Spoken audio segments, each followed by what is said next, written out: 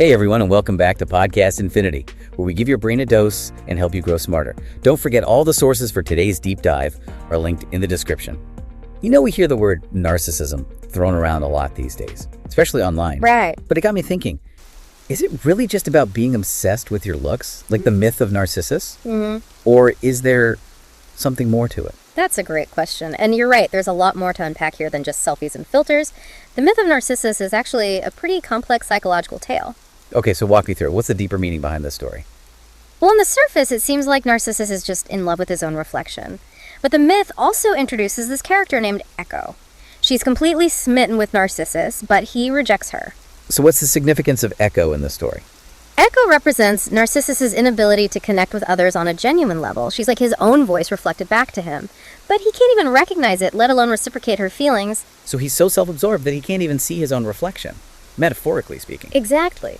And this rejection of Echo symbolizes Narcissus rejecting his true self. He chooses a superficial reflection, an idealized image, over a real, flawed human connection. That's really interesting. And I think it connects to something we struggle with today, the idea of self-love. We're constantly told to love ourselves. But where's the line between healthy self-love and becoming narcissistic? You've hit on a crucial point.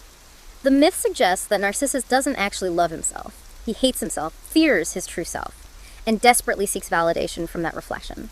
It's all about how others see him, not about genuine self-acceptance. So is that where the connection to social media comes in? It's like we're all staring into our own digital reflections looking for approval? Absolutely. Think about it. Likes, followers, comments, they all become external sources of validation. And when our self-worth hinges on these things, we fall into the same trap as Narcissus, constantly seeking external approval instead of cultivating inner worth. It's like we're feeding our egos with digital crumbs instead of nourishing ourselves from within. That's a great way to put it. And this is where the work of Carl Jung becomes really relevant. He believed that relying solely on others for your sense of worth is a sign of a deep psychological issue. Can you explain a bit more about what Jung had to say on this? Jung spoke about the shadow self, the parts of ourselves we reject or repress. He argued that true self-acceptance involves confronting these shadow aspects, not just projecting an idealized image. So instead of trying to be perfect, we need to acknowledge our flaws and imperfections. Exactly. Jung believed that by integrating our shadow selves, we can achieve a more holistic and authentic sense of self, and that's where true self-love begins. This is making me think about all the negative emotions that come with needing constant validation. Jealousy, envy, possessiveness.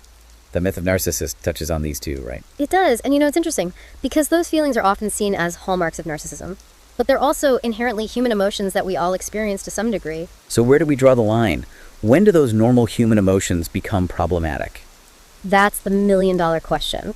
And it's something that psychoanalytic thinkers like Freud, Jung, Lacan, and Kohut all grappled with. They all saw narcissism as a spectrum, a fundamental human trait, not necessarily a bad thing in and of itself.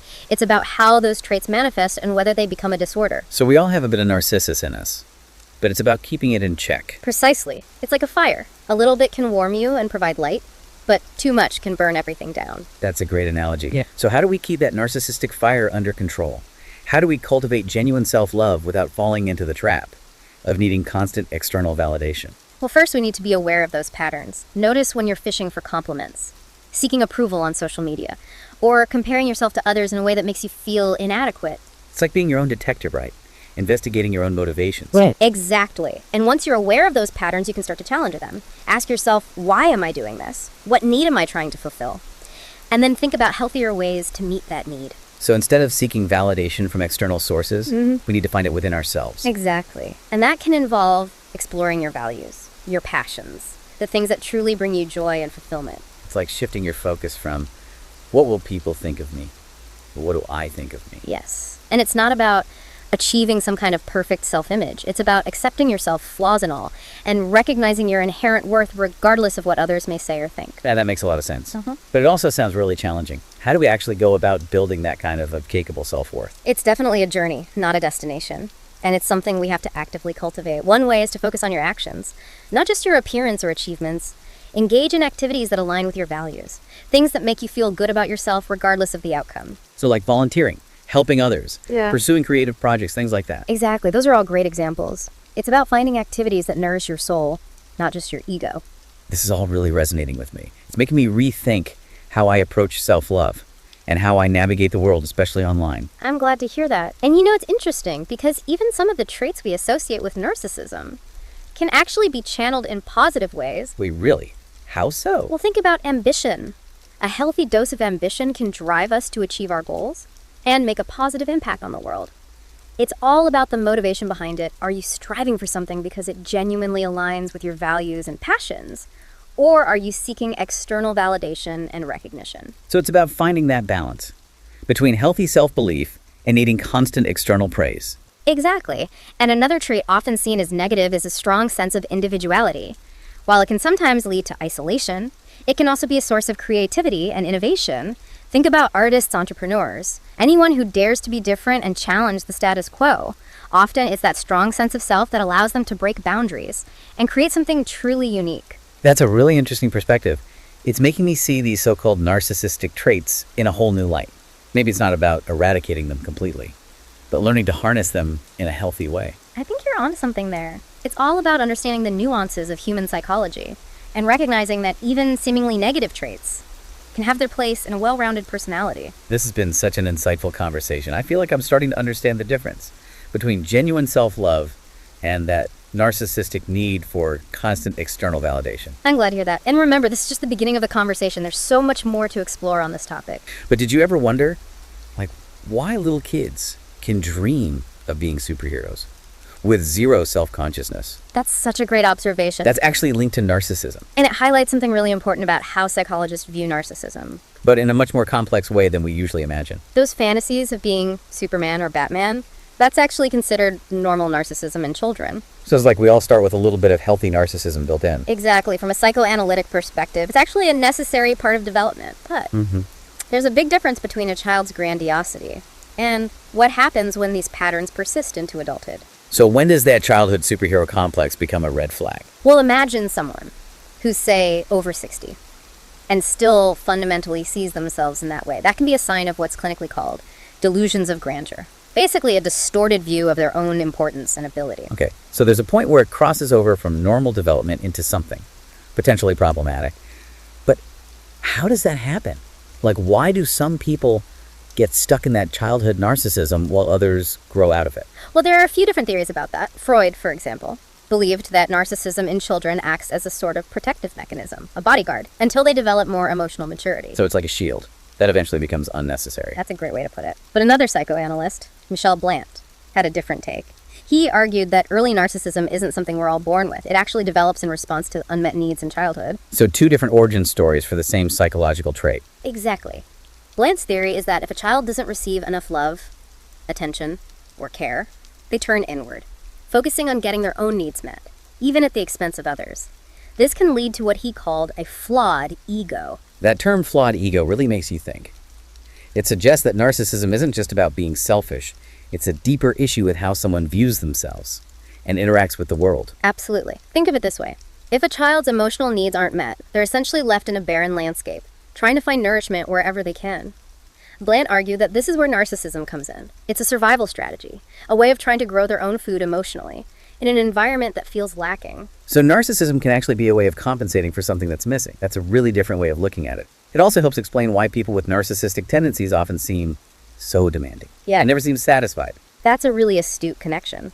Blant observed that. Just like a child having a tantrum, narcissists tend to overreact to situations, display intense anger, and have this constant feeling of never getting enough. It all ties back to that flawed ego, the sense that something fundamental is missing, and they need to constantly fight for it. So this unmet need for love and care in childhood, can that actually manifest as anger later on? That's a key insight, and it leads us to another fascinating concept, the shadow self.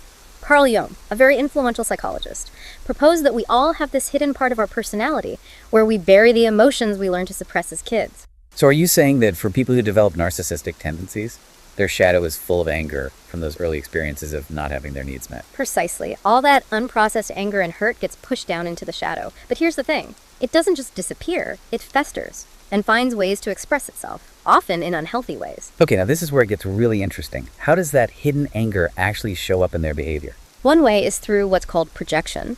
This is where someone takes their own negative qualities, the things they can't face about themselves, and attributes them to other people. So narcissists may become extremely critical of others, for the very traits they secretly struggle with themselves. It's like they can't look at their own darkness, so they see it everywhere else. Exactly. And this projection can be incredibly damaging in relationships. It's a way of deflecting responsibility and avoiding self-awareness. So we're seeing that narcissism isn't just about being self-centered. It's about this much deeper internal struggle with their own shadow self. That's a crucial point. And this brings us to another important concept, narcissistic injury. Heinz Kohut, another influential psychoanalyst, observed that even small offenses can trigger extreme anger in narcissists. It's almost like poking a bruise. But emotionally? That's a great way to think about it. This intense reaction is a hallmark of what Kohut called narcissistic injury, where any perceived criticism or slight triggers that buried anger we were talking about. And what Kohut noticed is that narcissists often lack empathy for the person who triggered them. They're so caught up in their own pain and anger that they can't even consider the other person's perspective. That really sheds light on why it can be so hard to have a healthy relationship with someone who displays strong narcissistic traits. Their reactions often seem totally out of proportion to the situation. You're absolutely right. It's because their reaction isn't just about what's happening in the present. It's about all that unprocessed hurt and anger from the past bubbling up to the surface. And that inability to empathize is really at the heart of what makes narcissism so difficult to deal with, both for the narcissists themselves and for the people around them. So we've got this whole web of interconnected things. Unmet needs a flawed ego, a shadow full of anger, and this lack of empathy. It's starting to paint a clearer picture of why narcissistic behavior can be so destructive. But what about the people on the receiving end of it? How do they cope? That's a critical question.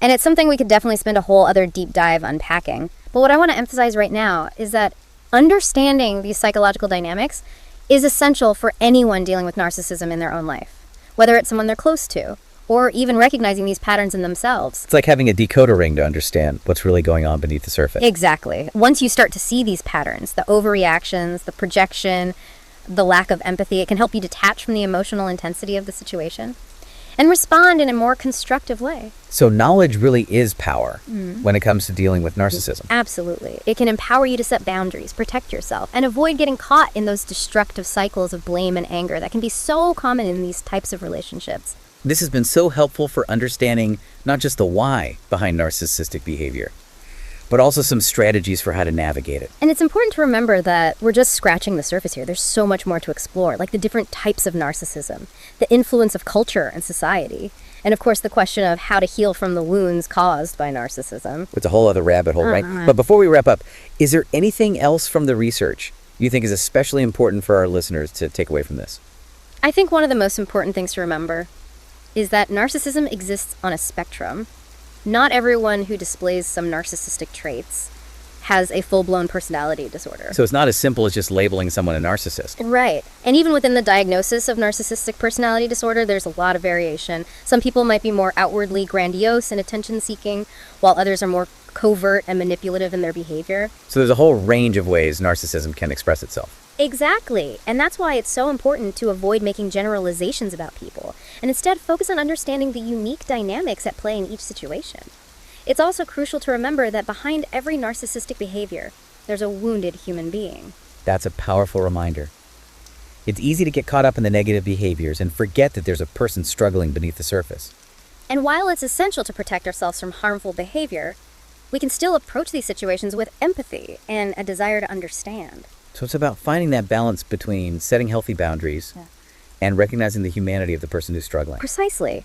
And that's a journey that requires self-awareness, compassion, and a willingness to learn and grow both for ourselves and in our relationships. It sounds like dealing with narcissism, whether it's in ourselves or in others, is a constant balancing act.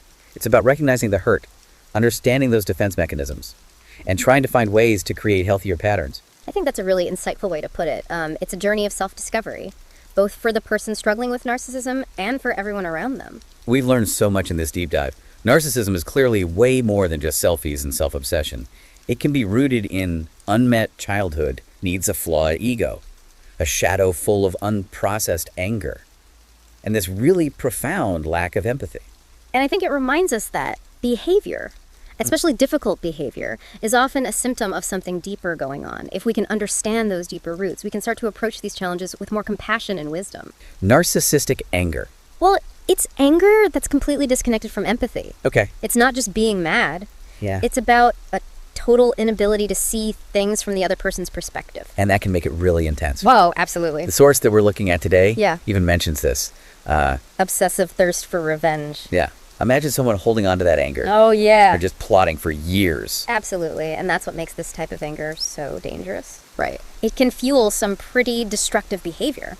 What's particularly interesting, perhaps a bit unsettling, is how narcissistic anger can actually hide behind what seem like noble causes. Wait, hold on.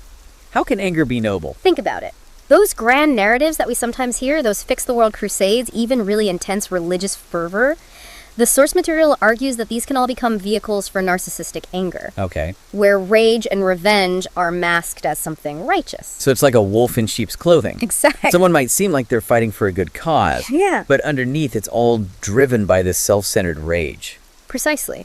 And, it doesn't have to be these big dramatic scenarios. Okay. The source also points to everyday examples of narcissistic anger that we might even find relatable in ourselves. Like road rage? Exactly. Blowing things out of proportion when someone cuts you off in traffic. Yeah. Or even just disagreeing with you. That intensity Right. in these seemingly minor situations can be a sign of something deeper.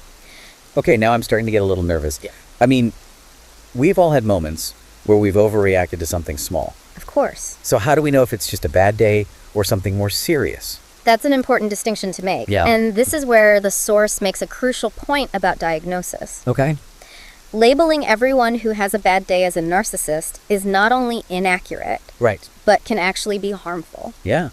Diagnosing narcissistic personality disorder is incredibly complex, Okay. even for trained professionals. So we shouldn't be self-diagnosing Right. or like diagnosing our friends and family Yeah, that- based on a few angry outbursts. Right.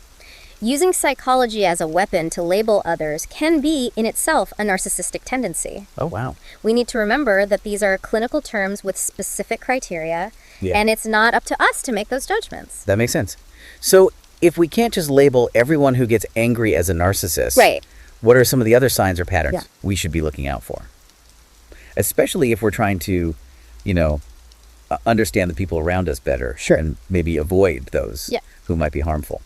One pattern the source highlights is what it calls directing anger to an environment that society may not notice, or if they do, they may misunderstand it and forgive it. Okay. Think about those individuals who seem perfectly charming in public, Right. but are secretly abusive or controlling at home. Okay. That discrepancy is a major red flag. So it's almost like they're putting on a show Exactly. for the outside world. They can maintain a carefully constructed facade in public, Right. while reserving their rage and manipulation for environments where they feel more protected from scrutiny. Wow. It's pretty chilling. Yeah. It makes you wonder how many people are suffering in silence because of this kind of hidden abuse. It's definitely something to be aware of, and it ties into a larger point the source makes Okay. about the potential connection between societal structures and the rise of narcissism. Hold on. Yeah. Societal structures. You mean like Yes. how our culture is set up? Precisely. The source argues that the breakdown of social bonds Okay. and the increasing emphasis on individual achievement Yeah. in modern times might actually be contributing to narcissistic tendencies. So back in the day when people were more connected to their communities Exactly. and less focused on personal gain, Yeah. maybe there was less room for this kind of self-centeredness. That's one way to look at it. Yeah. The source contrasts modern society with pre-modern societies, Okay. where stronger community ties and clearly defined roles Okay. might have helped to keep narcissistic tendencies in check. Interesting. People were more focused on their contributions to the group Right. rather than just their individual needs and desires. It makes you wonder if social media is like a breeding ground for narcissism, right? yeah. I mean, it's all about self-promotion It's a good and point. getting attention. That's an interesting point, and Yeah. it connects to another key aspect of narcissism. That the source explores Okay. the role of childhood experiences in shaping these tendencies. Okay, let's talk about childhood. The Yeah. source mentions something called narcissistic wounds. Right. What are those exactly? Think of them as any experiences in childhood that damage a child's sense of self-worth. So we're talking about trauma, abuse, neglect. Those are certainly examples. Okay. But what's intriguing is that the source suggests Yeah. both overly harsh and overly loving parenting can contribute to narcissistic traits later in life. Wait, too much love can be a bad thing? Yeah. I thought love was always the answer. It's not about love itself, Oh. but rather the way it's expressed. Okay. Imagine a child who is constantly praised, Right. given everything they want, Yeah. and never held accountable for their actions. Oh, okay. This can create a sense of entitlement and a lack of empathy for others because their needs and wants have always been prioritized above everyone else's. Wow. It's all about finding the right balance. So this whole nature versus nurture debate Yeah. is a lot more complicated than we might think. Absolutely. But it's important to understand these nuances because it helps us move beyond simplistic labels Right. and really grapple with the complexity of human behavior. Okay, I'm ready to go deeper. What else does the source tell us about how these childhood wounds Yeah. can shape someone's personality? Well, it delves into the long-term impact of these wounds Okay. and how they can manifest in adulthood.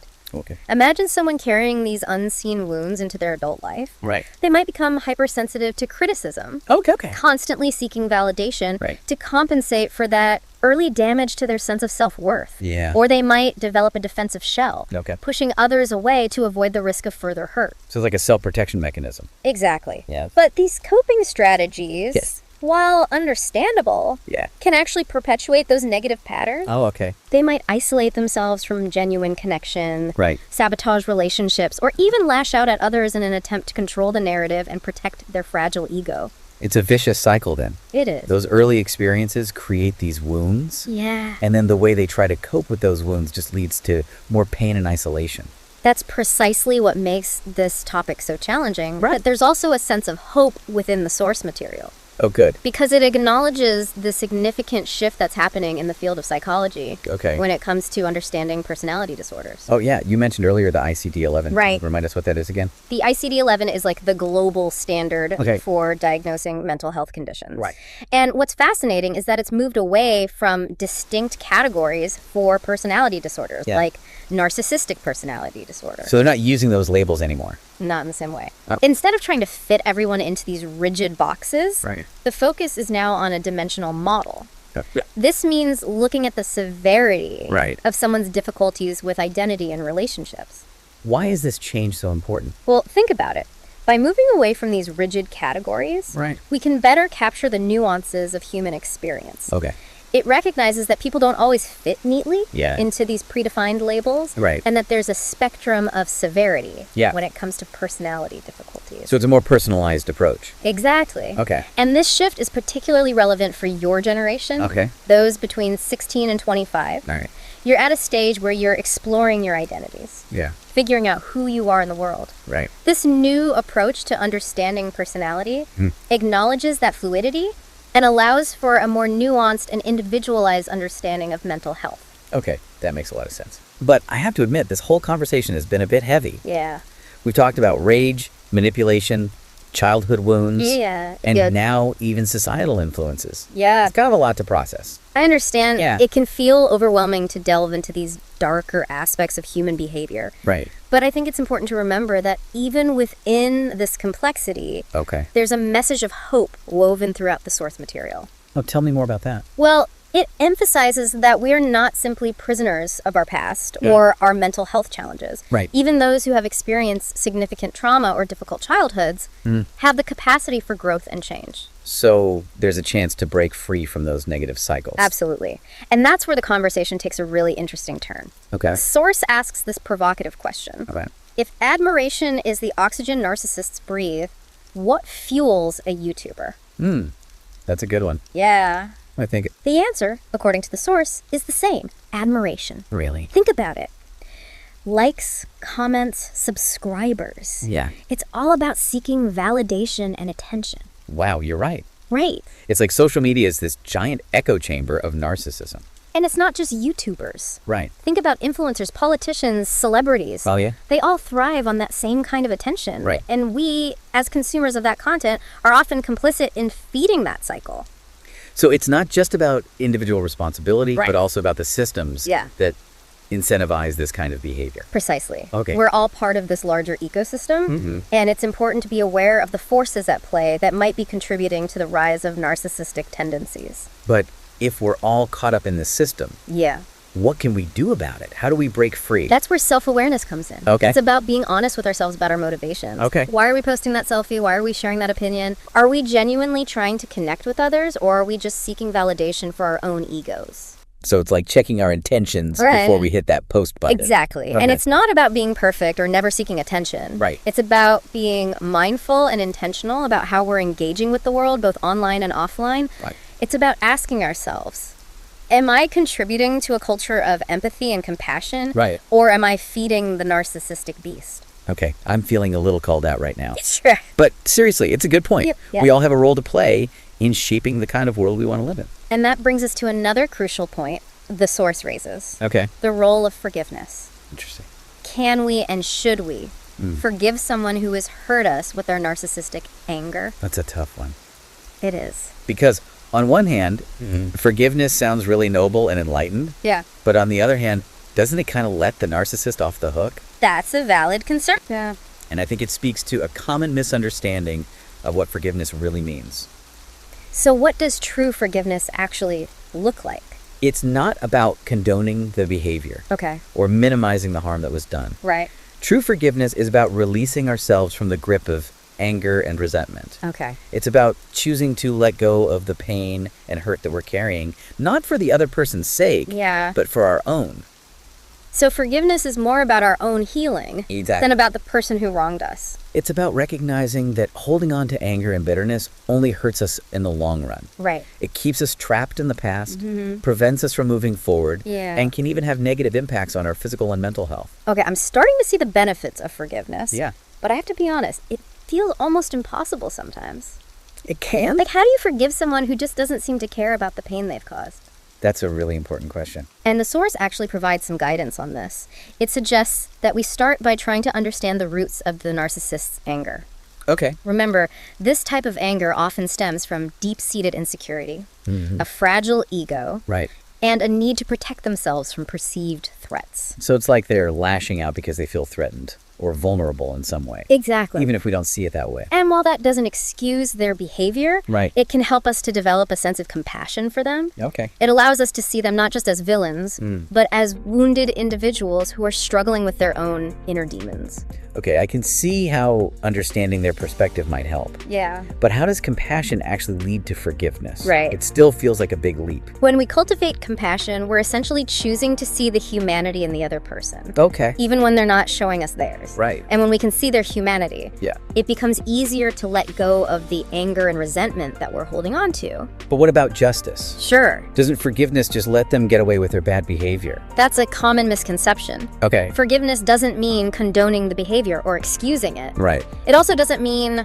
forgetting what happened or putting ourselves back in harm's way. Right. Right. It's about recognizing that we can't control the other person's actions, Okay. but we can control our own response. So forgiveness is more about freeing ourselves Precisely. than about absolving the other person. And it's important to remember that forgiveness is a personal choice. Okay. No one can force us to forgive. Right. And it's not something we should do out of obligation or guilt. Right. It's a gift we give ourselves away to liberate ourselves from the burden of the past. This whole conversation has been really eye-opening. Good. But before we wrap up, Yeah. there's one more question I have to ask. Okay. What about self-forgiveness? Sure. Can we forgive ourselves Right. for maybe not recognizing narcissistic anger sooner? Or for allowing ourselves to be hurt? That's a profound question. Yeah. Self-forgiveness is just as crucial as forgiving others. Oh. It's about recognizing that we're all human. We all make mistakes, Right. and we all have the capacity to learn and grow from those experiences. So if we've been hurt by someone's narcissistic anger, we need to forgive them and ourselves. It's not about need, Okay. but rather about choosing to release ourselves from the pain and suffering that we're carrying. Right. And that includes the pain we inflict on ourselves through self-blame and judgment. Wow. It's about acknowledging that we did the best we could with the information we had at the time. Okay, that makes sense. Yeah, And I think that's a really powerful message to end on. it is. Forgiveness, both of others and ourselves, Absolutely. is a powerful act of healing and liberation. Indeed. It's about breaking free from the chains of the past and stepping into a future where we can choose compassion, understanding, and ultimately freedom. Well said. Thank you. This has been a deep dive indeed. It has. Thanks for joining us, everyone. It's been a pleasure. This is Podcast Infinity signing off.